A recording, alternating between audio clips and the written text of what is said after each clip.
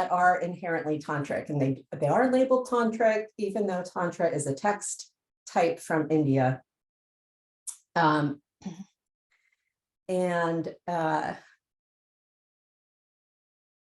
truly can only do one thing at a time.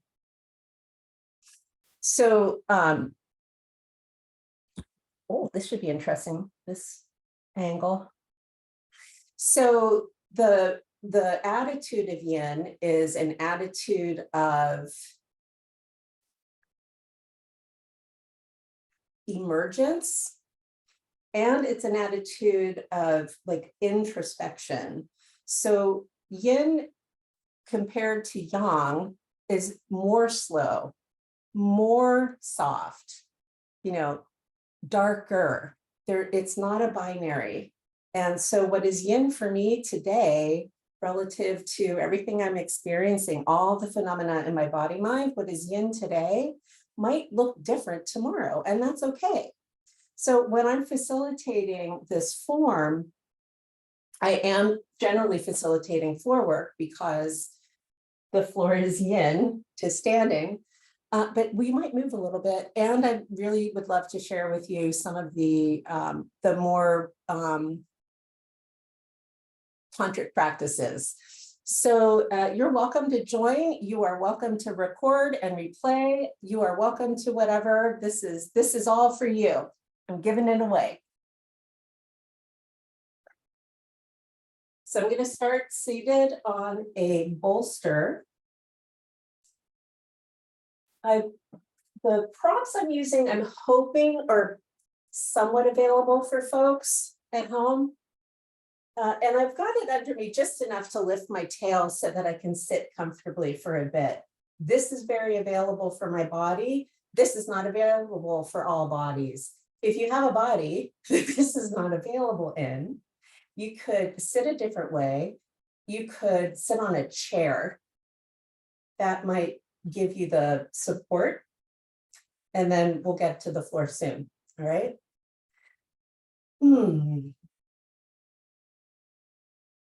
So I'm just going to take a couple breaths in through the nose and out of the mouth. Inhale. Exhale. Inhale.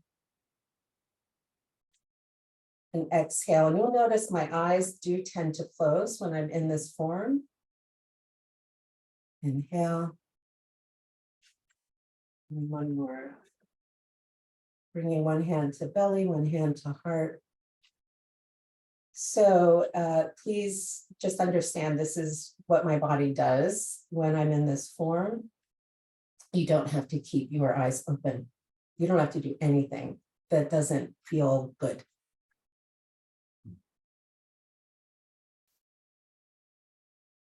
And so just really using the hands on my body to remind myself that I have a body. A body, not a thought that I have a body, like an actual physical body.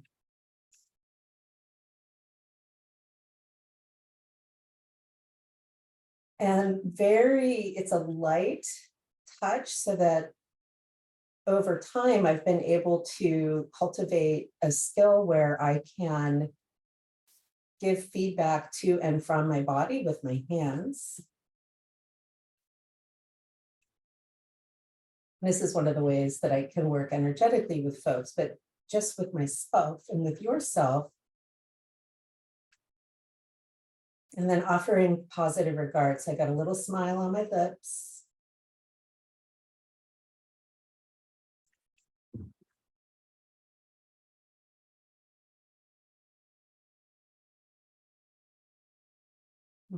Right. Switching the cross of my legs. Starting with just some gentle shoulder movement. I'm going to go one at a time. Feels like a one of a time day. So just up and back. As you're moving here, there's a lot of crunchiness going on. Thank you, hypermobility. So, like, well, how does it feel? how does it feel? Not what does it look like, how does it feel? So what's coming up from the inside? That's yin. To yang, which would be what does it appear like? And then back forward.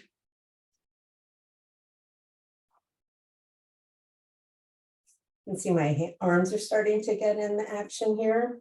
They don't have to, but they can.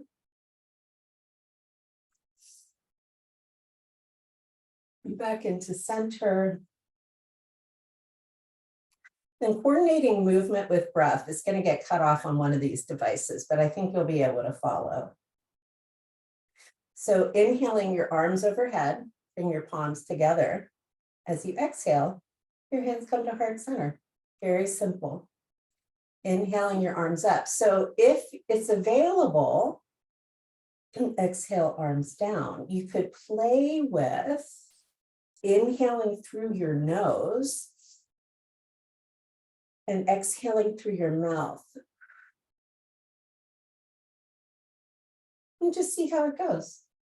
Darla thinks it's a good idea. Inhale and exhale. Hi, this is Darla. That's the internet. Can I please pay attention? Thank you. Okay. Hands to heart center.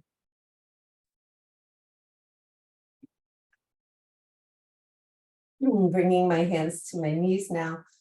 Chest goes side to side. This might feel weird. So my hips are still, and I'm moving my ribs.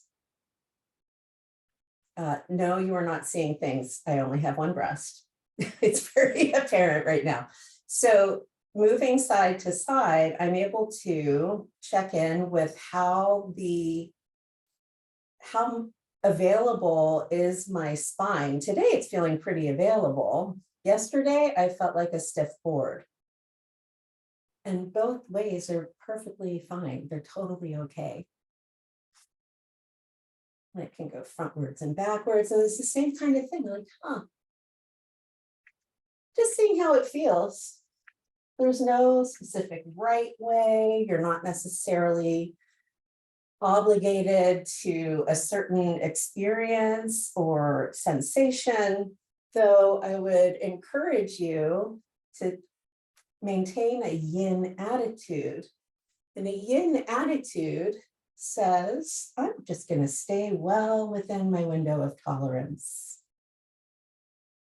It's about kind of like restraint is a good word, I think, rather than explosive excitement and,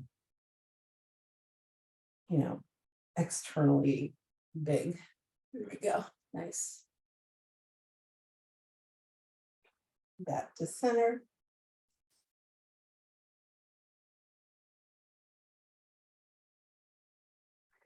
So this is the inner smile. This is the first practice of Tantra in this system. And it's literally all it is. You can teach this to your kids.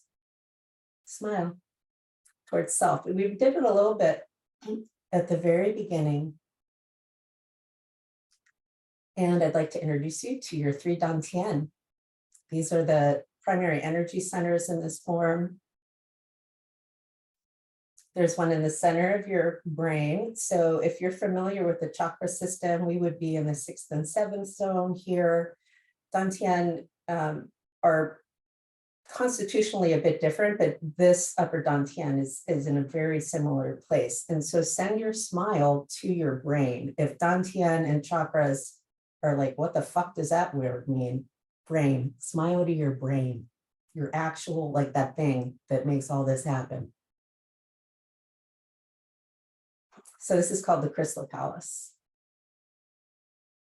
And here we are in the relative yang aspect of the body mind, in that this is where we connect to universal consciousness and awareness, which are primary qualities of yang as like a totality concept within Taoism, which is itself non-dual, so you can't really separate yin from yang. It's like a fractal, but we're going to go with consciousness up here and smile.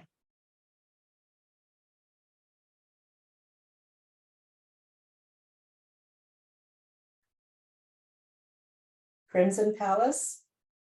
The hara is, so this would be first, second chakra.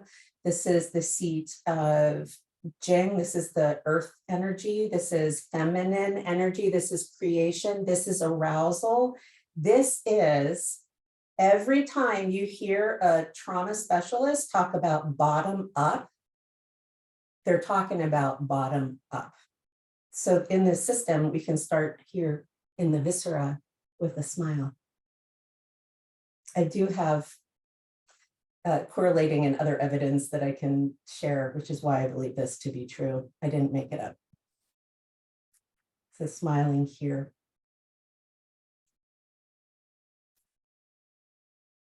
You know, so when yin is balanced in the body mind, it's available for creation, for navigation, for protection.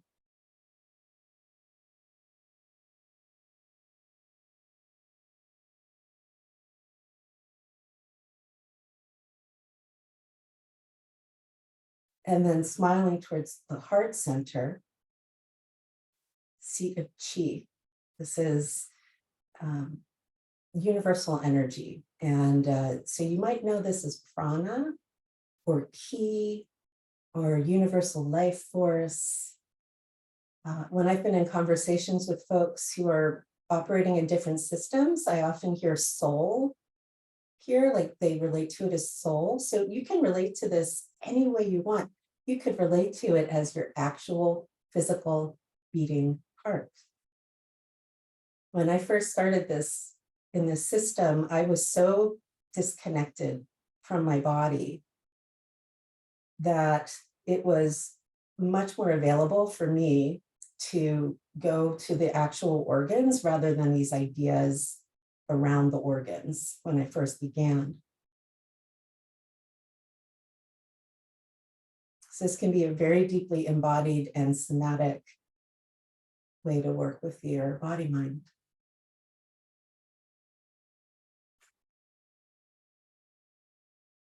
I'm easing out of that. Lying down on my back, I'm going to get into constructive rest position. If you would like to join me, whatever surface you're on, knees bent, feet on the floor. I'm going to give myself a little bit of warmth here. It is winter where I am, and I haven't yet put all the softness in this space. Here we go. All right. So for constructive rest, I'm all the way down on the ground or the bed or whatever surface I'm on. Knees bent, feet on the floor, arms down.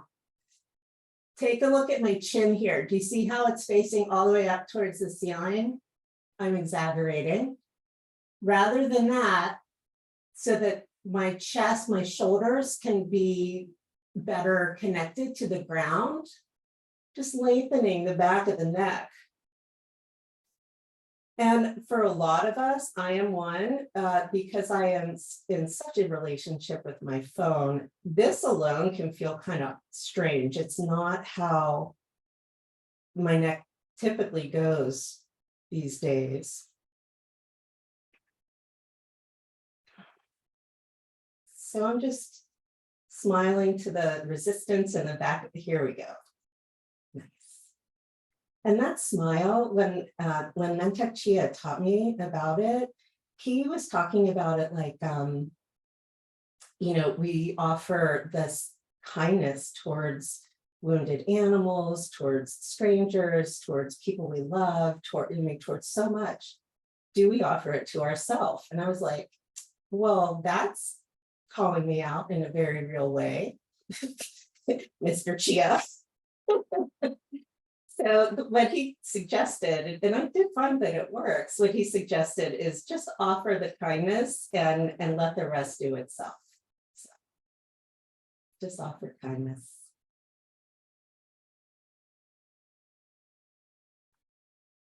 So here in constructive rest, my body is now telling me this is going to be a mastectomy moment. So I had my right breast and a whole bunch of lymph nodes dug out and removed. a couple summers ago.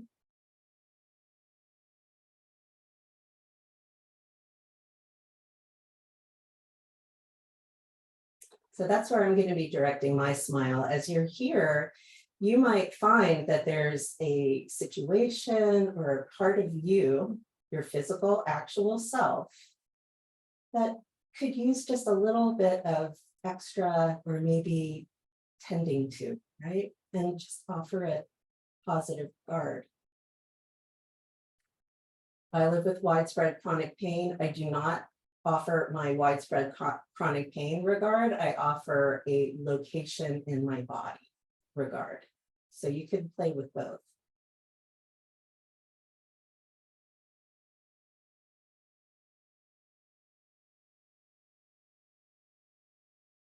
If you'd like to explore this shape more on your own,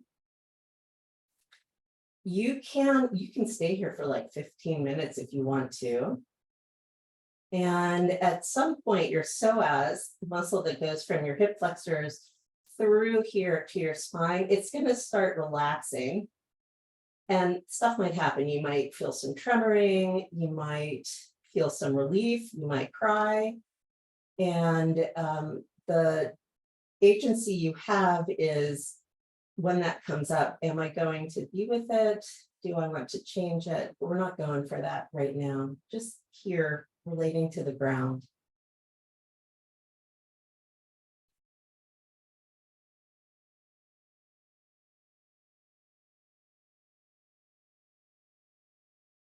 This is, in my opinion, this is a master posture in that from a trauma perspective. So if you facilitate embodiment and you've got folks with you who have experienced trauma, this is a way to encourage folks towards grounding without removing any of the senses.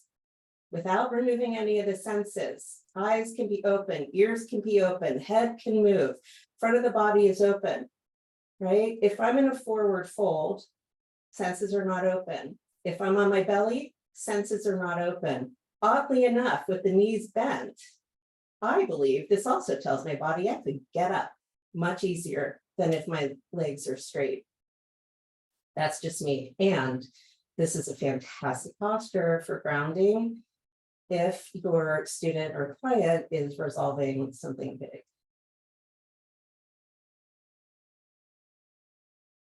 All of us are right now, by the way, 100% of the world.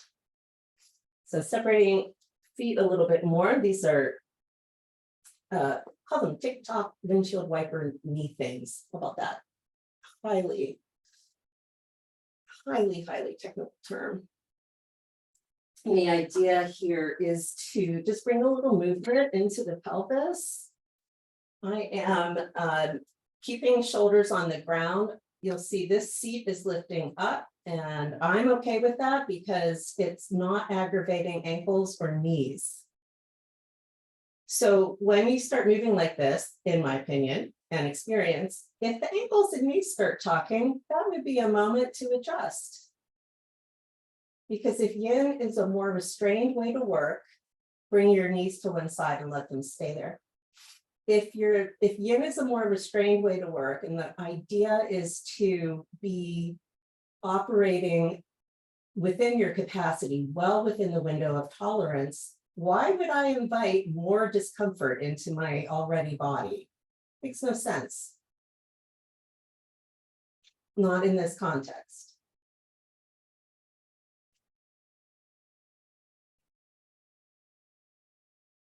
So the effort with this kind of approach, the effort is the restraint. And the work part of the shapes happen with gravity and the way that your body is positioned.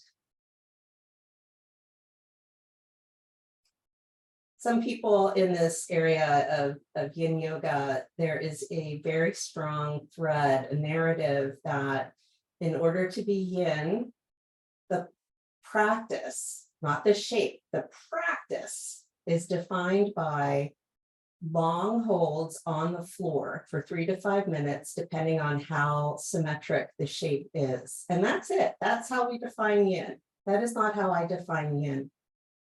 That is one way of approaching yin. Like I said before, yin describes something, it does not define something.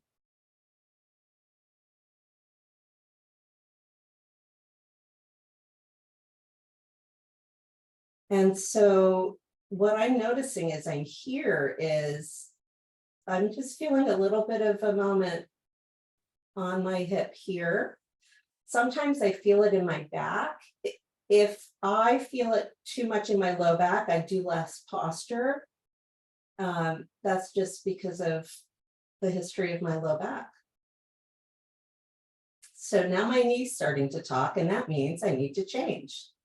Oh, look, I just took all that pressure off my knee. Didn't even need to do anything different. I'm just taking a moment. And then to the other side. So, okay, remember I had said mastectomy earlier. There is a huge, big, massive line of connective tissue that goes from like the tips of your fingers through your chest. This is the functional line. And then there's also a big, big, big fascial line that goes like kind of ears, chin down. Full Body Connection on TikTok has fantastic information on fascia. So a lot of that is disrupted with these surgeries, top surgery too. And so a shape like this, especially with axillary web syndrome or cording, if you've had mastectomy and you're cleared for movement and you're still experiencing some restriction or challenges with range of motion, if you're clear, I have found this to be extremely beneficial for myself and for my clients. Beneficial as in something that's usable. And there goes the knee. So I'm going to come back into center. And something that folks tend to feel a little bit better after. So here, back into constructive rest. Noticing how the back line is now relating to the ground. Feels much, much more connected, much heavier almost.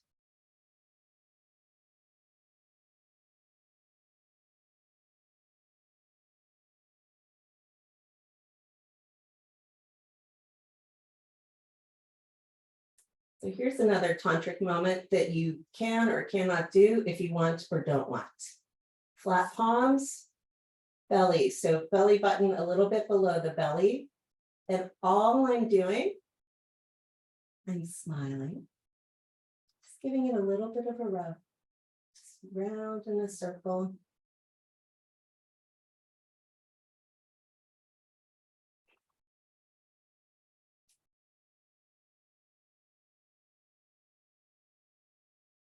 So I'm around my belly button, right? This is that connection to mother, connection to source, literally life, force, energy. Arousal energy. And bringing the hands in the other direction. If you're just joining, I am narrating my personal practice to show you what this can be like, and also to keep your attention, because if I just lie here doing things, I don't think you'll want to stay. I wouldn't. Right.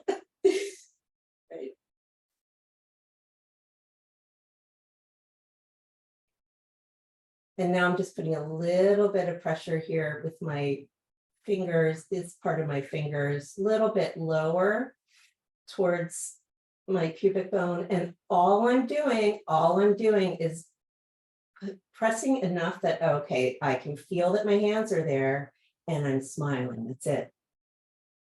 I trust that my hands will bring my smile towards my organs of creation.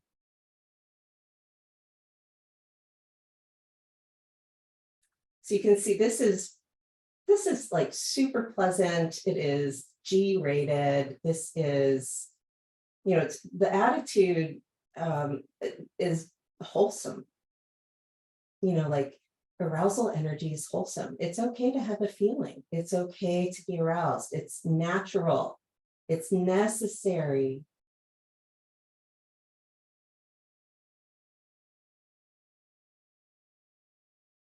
And we want to be able to manage it rather than be managed by it.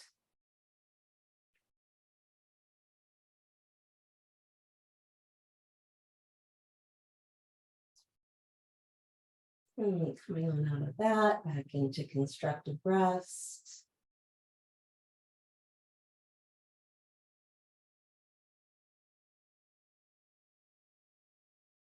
Coming into tabletop. So that's hands under shoulders, knees under hips. If your joints are anything like mine, your body might enjoy a little bit of support. So I just have a blanket here. You could use a towel. You could use a pillow. Sometimes my knees, like my legs will go numb. If I put pressure on my knees, I'll lose sensation down here. But if I have found if I bring my knees up onto something soft, I don't get that. So that's what I do. Hey, look at that. Customize. This is my body, my body. All right. Tabletop, hands under shoulders, knees under hips. I do not need to tell you how this can be used in other contexts. I do have my palms nice and flat to the ground, and I am able to kind of move around on this base comfortably. You see that? So I don't have to move my hands and my knees. When I was paralyzed, when I couldn't use this arm because of the mastectomy, I just kept those things out of the equation as best as I could.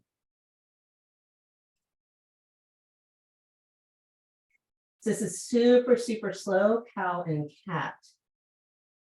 So for cow shape, the belly drops down and the chin and chest lift. And by slow, I mean, let's hold it here for a moment. So your breath will have to move. We're practicing restraint. And the sensation that you might notice is a stretch on the front of you. If wrists, low back, knees, if any of that's screaming, that is a signal to change what you're doing. You might find that you can increase the sensation by pressing your tongue all the way to the roof of your mouth.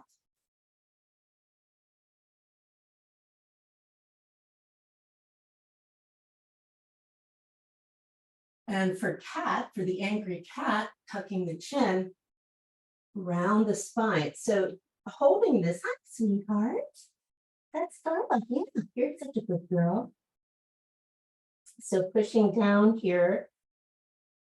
Hi.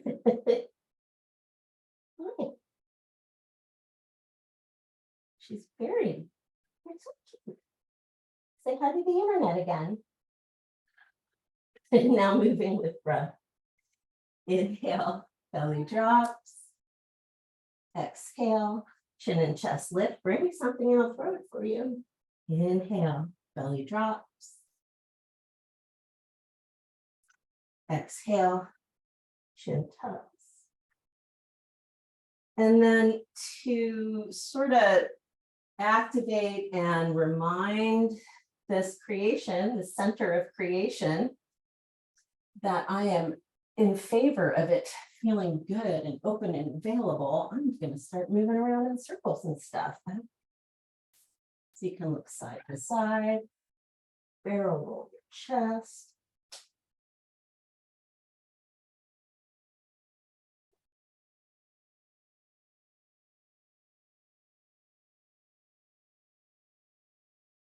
And then back into a nice wide child's pose. So knees all the way to the edges of the mat, kitty cat. Hips back by your heels.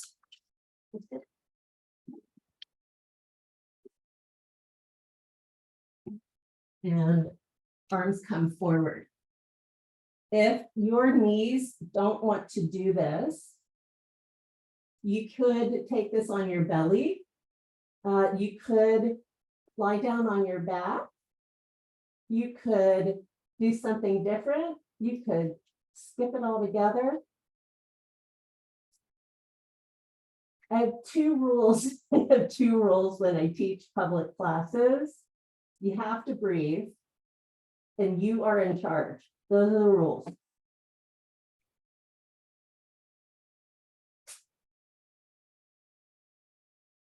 And so a yin approach to this shape is soft. So I'm not going to try to hold my arms. It is heavier. So I'm letting my belly hang. And I tuck my chin in because otherwise my neck is unhappy. And I'm not timing specifically in yin class. Like if you go to a yin yoga class, you might find yourself here, I don't know, several minutes.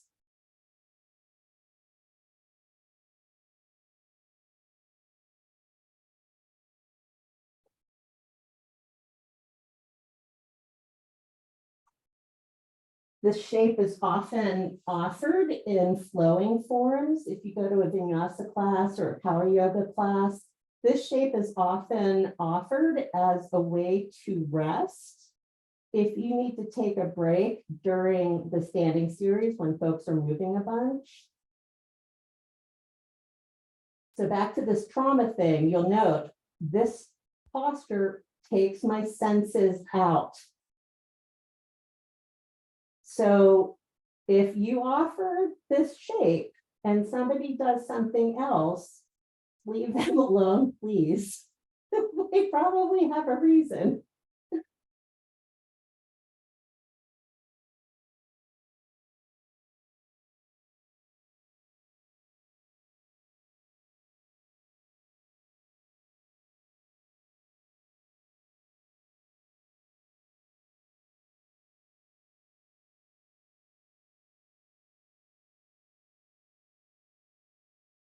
Sliding forward onto your belly.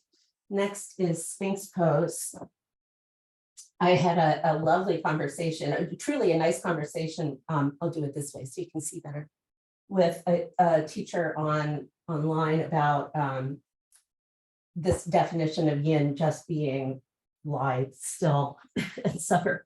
And she said something which is accurate, that people weren't doing seal pose thousands of years ago, but they were doing Bhujangasana. And this is a variation of that. So if you don't speak Sanskrit, that's cool. But Sphinx, coming up on your elbows, like a Sphinx. Take a look at what happens with my back here. So here I'm lifting up out of my joints. You see that? Lifting up.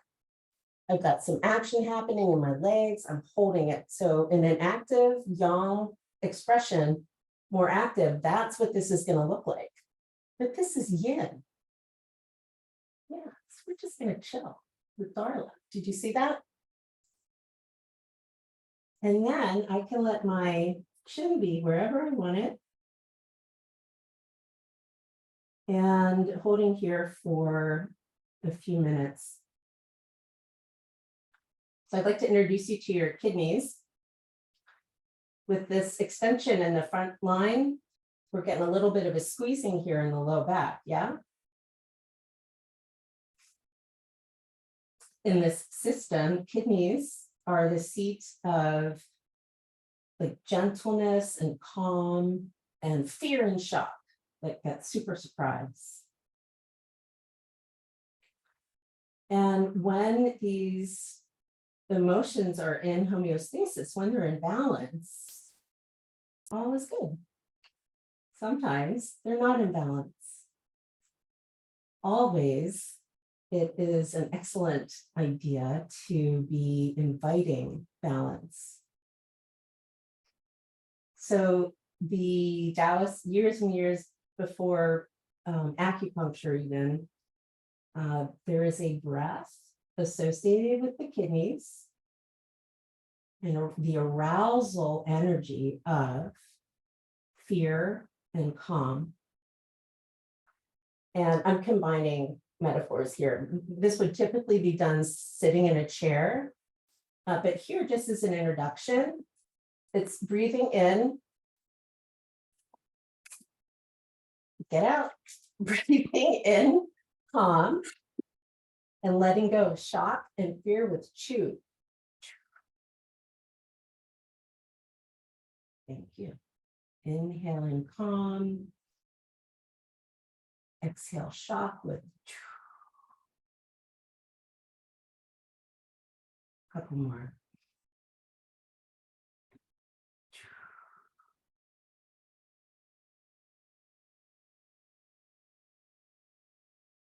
Inhaling calm and exhaling fear with chew.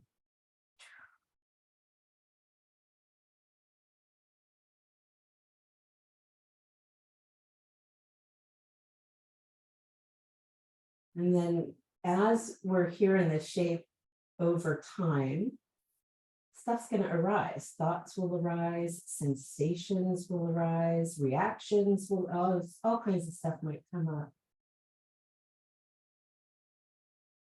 Tend to anything that requires your attention. And if something doesn't require your attention, you could always bring it back to, where am I in my, there I am in my breath. Just notice where you are. You don't even have to breathe a specific way.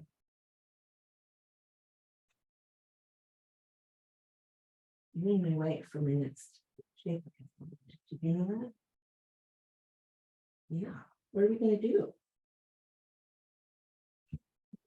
Let's do some lunges. I love that.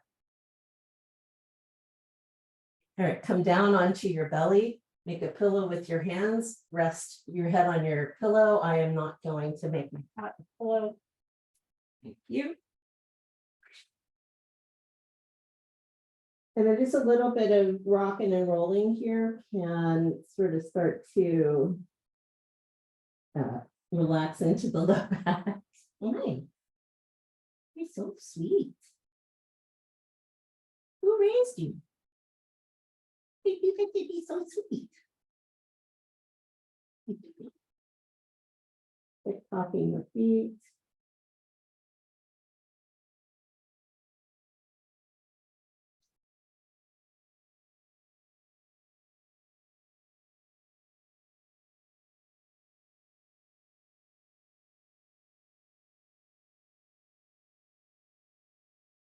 And then back onto my back.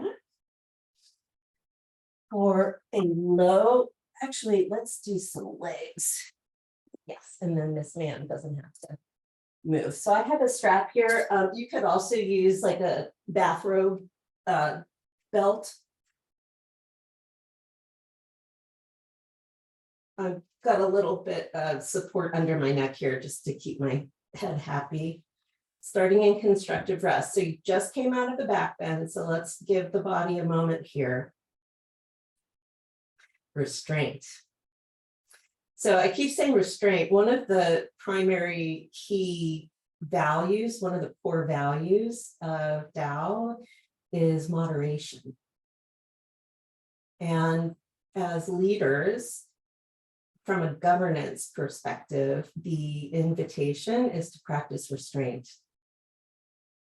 And since embodiment practices teach us how to govern in the body mind, I believe it's applicable to practice restraint. And believe you me, this is not how I was formed. So if it feels strange for you, you're not alone.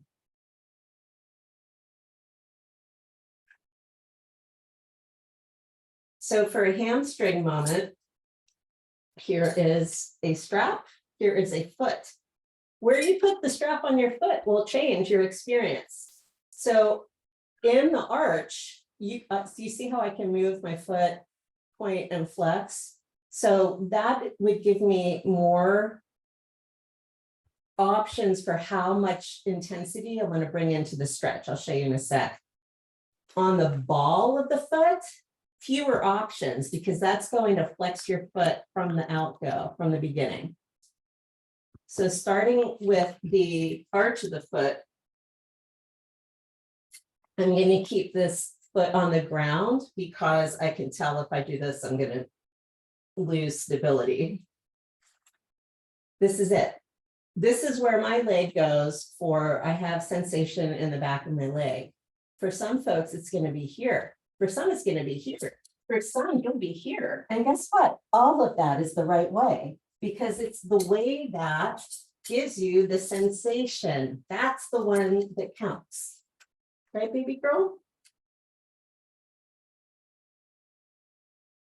And with that idea of geometry and gravity, you can just find a place. If the strap deal is feeling like way too complex, you could also prop your leg up on something and just have your heel resting on something.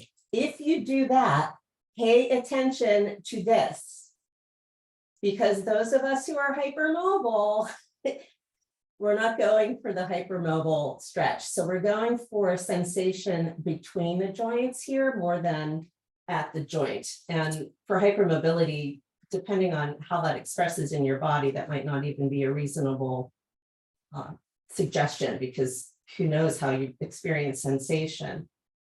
So with the strap now on the ball of my foot, it's getting pretty intense. And I'm going to follow my own advice and just work where I can stay so that I can be here for a bit. I don't have to effort. I have to relax. I have to purposefully stay still. That's the effort.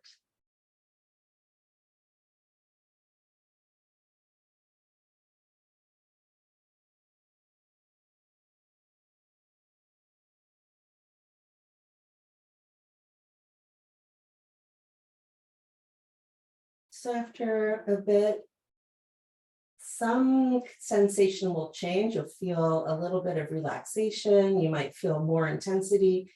It'll get to where you're like, okay, yep, I'm done. And that's when you stop. I don't suggest doing that for more than a minute or two, though, personally. This kind of moving, by the way, this kind of practice, please don't do this before you go on your run. This is for after your run. This is for after your, this is what I'm doing on Zoom. This is for after weights. This is not a pre-game. The long holds can sort of change how the stability factor is in your activity. And that might be something important to think about.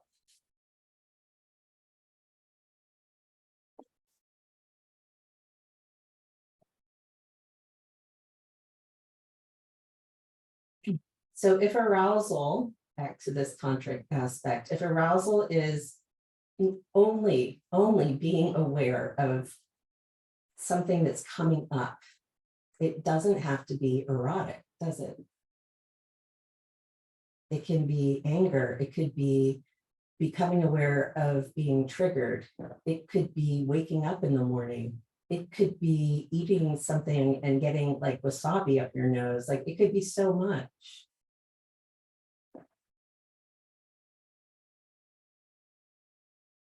And it's been my experience that I'm moving to the ball of my foot now. It's been my experience that spending time in a somewhat controlled setting where I have full agency and sovereignty to opt out at any time from the experience I'm creating.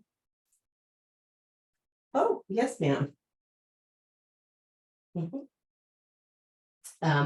Assists in like the real world and also interpersonally, because I now have a whole practice where all I'm doing, or not all I'm doing, but the central focus, the attendance is to my own responses, how my body mind responds. And the more in tune I can be with that, I'll just speak from my own experience, the more in tune I can be with that, the better able I am to communicate with partners.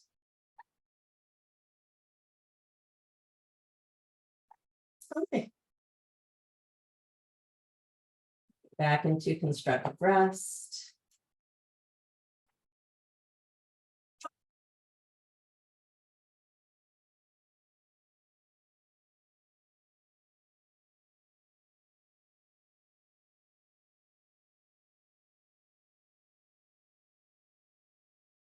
I'm going into pigeon. I don't have time or place to really instruct it right now. So just, I'm going to trust that if you know pigeon, you'll be in pigeon. And if you don't, we will have a conversation about options otherwise. Point here is that I'm feeling for some action on the outside of my hip. In this form in yin, my opinion, after 15 years or so, specialization is, as long as you're not hurting or harming yourself, who gives a shit about alignment in this form?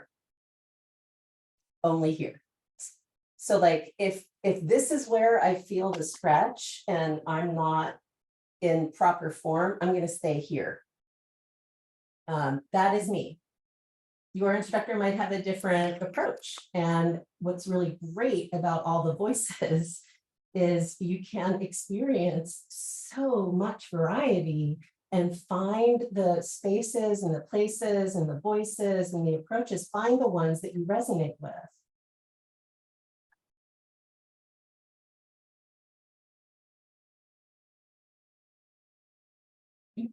So another narrative that's pretty common in the yoga scene is that all of your trauma is stored in your hips, trauma and hips. I roll my eyes at that for several reasons. One, trauma can live anywhere, by the way, it doesn't have to be your hips. And two, trauma can live anywhere, it doesn't have to be your hips. Also, your body releasing something tension-wise, it could just be tension. Who knows? But it's always nice to feel a release.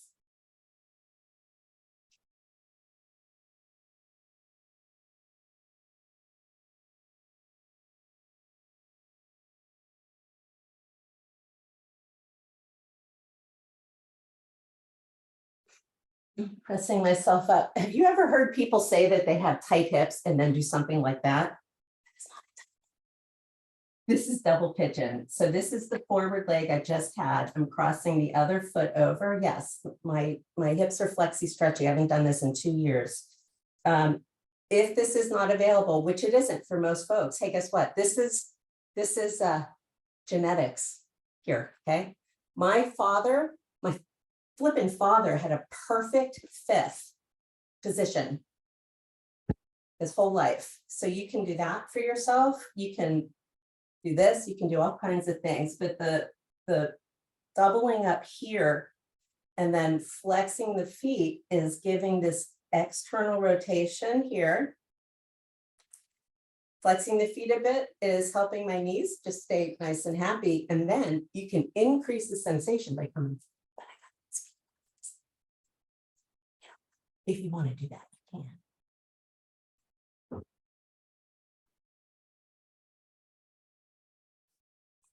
Hips are very important for the sexy fun time though, aren't they? And dancing. Come on up. And then it'll be half pigeon on the other side.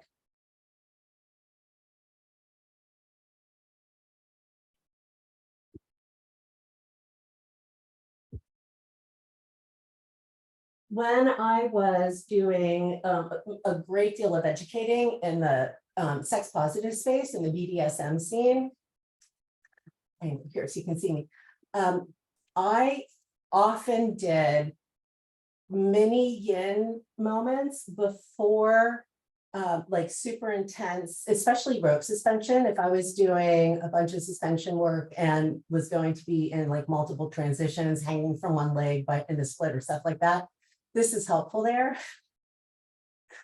But again, like really paying attention, especially to shoulders in a moment like that. Certain kinds of rope art ask the person wearing the rope to maintain a shape like this. And if you've had shoulder injuries, which I've had several, this could be a very not great idea. So, you know, before you enter into some kind of rope art moment, check in. Wouldn't it suck if the arousal you experience in something that's supposed to be fun is a nerve impingement that you forgot that you had and suddenly goes like, that's an important thing to know, that might be there for you in a day.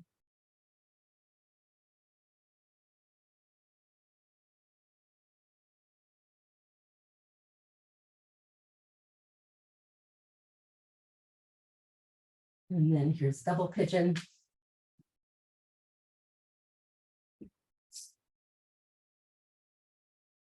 Last little bit here, I'm going to speak to the love buds, which are exactly what you think they are.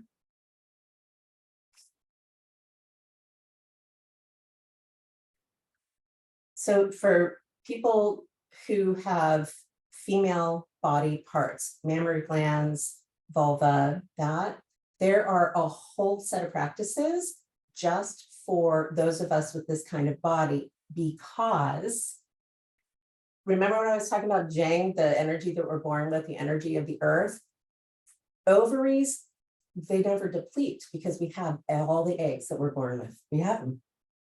Testes, now this is what they tell me, okay? I'm not the expert. This is what they tell me. Because semen is created and then, you know, released, there is loss of Jing.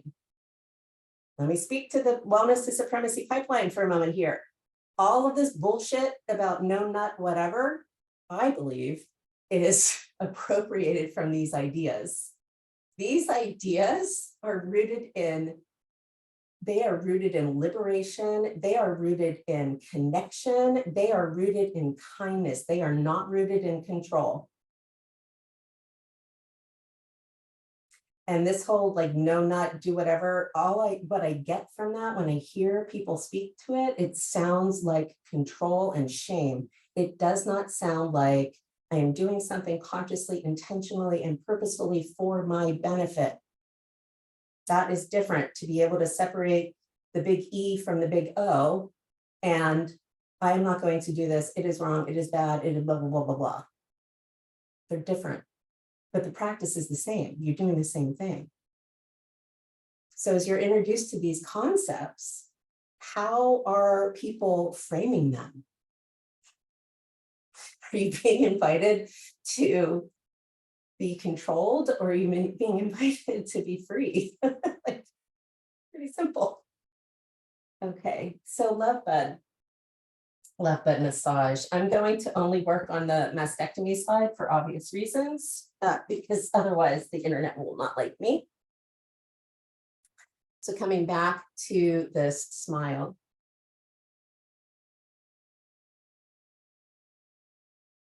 And understanding that working with arousal in this context is not necessarily intimate. It is to be aware, just to be aware. So there's so many different kinds of ways we can love the butt. I'm going to sit on this other hand, so I actually don't use it. You can, of course, take circles. Now, I will tell you, I was taught to do this on the same side. I have a much easier time crossing the streams, so that works for me. I'm sure people would tell me that I'm doing it wrong, but hey, guess what? This is the way it works. So that's what I'm doing. So you can go around clockwise, and I'm not necessarily like going for, here's counterclockwise. It's like, oh yeah, that's right. I have this whole body part, by the way, the whole purpose is to give nutrients to new life. How cool is that? Like, that's amazing.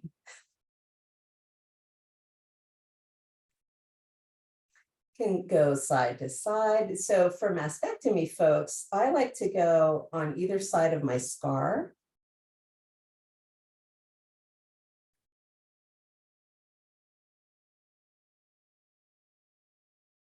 If your love bud is intact, you could also go for that, the moment, magic moment. But we're just noticing how it feels, right? Working on my mastectomy site. But if you have something intact, you could be working on that. And then other practices that I really only offer in private because of this have to do with much more specific manipulation and exploration, with the purpose of feeling good, creating this good feeling arousal, this beneficial arousal, this creative energy, this O energy that is the energy. How did Manfetchia put it when I first met him? It's the most powerful force in the universe, actually, is what he said to me. O energy is the most powerful. It is the energy that creates life. And we can use it for our benefit. We can also benefit from it by cultivating skillfulness and having a mature relationship or a maturing relationship with how we understand arousal, how we understand our response cycles, how we understand if we're immediate or responsive, and how do we get juiced up. The more I can understand this here, the better I can communicate it with you. So this is also like community building, right? To be able to understand, oh, okay, this is me triggered, or oh, this is me, this is back pain. Nope, we're not doing that activity today. You get to create the sandbox, the playground, in the way that works for you the best, rather than some way that you've been told is the right way. And that might work for you, by the way. Like, I don't know, it's your body, mind. But the invitation with Tantric Yin is to spend time with self, paying attention inward from the bottom up, which is how the whole trauma narrative is going, and this is accurate, to cultivate skillfulness and eventually have a very good, sexy, fun time. So I'm going to go tend to the cats, which I've been destroying a whole bunch of stuff.